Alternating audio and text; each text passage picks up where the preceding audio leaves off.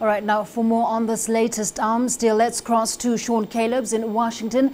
Sean, this is the second fairly major deal by Egypt away from the United States. Previously, that's where they acquired most of their military hardware. Is the U.S. losing out?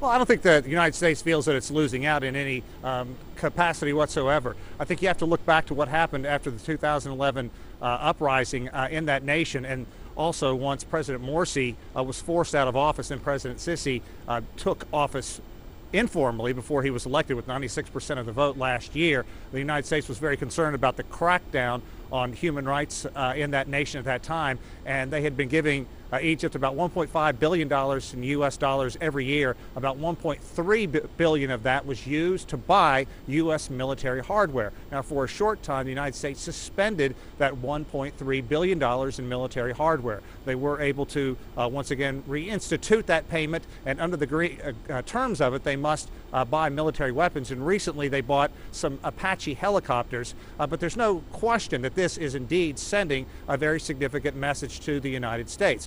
One, that Egypt is very concerned about the United States' involvement in their government. And secondly, France has been trying to sell these Rafale fighter jets for some time. They've been pushing them on India. India has apparently been waffling whether to buy 126 of the aircraft. Also, France has been trying to sell them to Qatar, Kuwait, and other nations as well, with no success. It's important to point out this is the first time that France has been able to sell its newest edition of the fighter jet, the Rafale, to a country, and it's Egypt. It's going to be very significant. It's only $5.2 billion deal, but it's important for France because that is going to mean jobs, and it's also the first time they've been able to move that aircraft overseas. Now, Sean, considering those benefits for France, is the U.S. still interested in working closely with the Egyptians in areas of military assistance and cooperation? We had heard earlier that there could possibly be room for cooperation in some areas.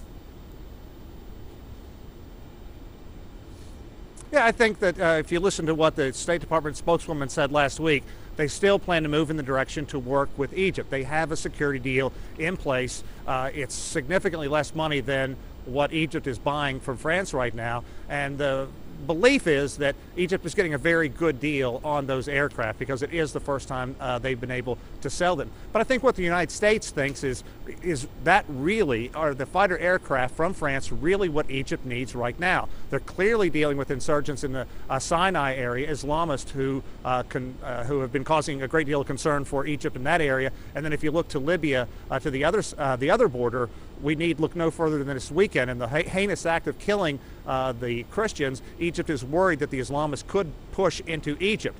What the United States believes is that the Apache attack helicopters would be much better suited in fighting ground forces from the Islamists who may be interested in attacking Egypt in some way. Right now, Egypt has about 230 U.S. F-16 fighter jets, which is plenty to do the job that they need to do. But obviously Egypt concerned about its security, the United States concerned about stability in that region. So you can, whether or not they see eye to eye on all political, governmental ideals, they're going to continue to work together because at the end of the day, they both want to try to stop Islamists who are moving in that region.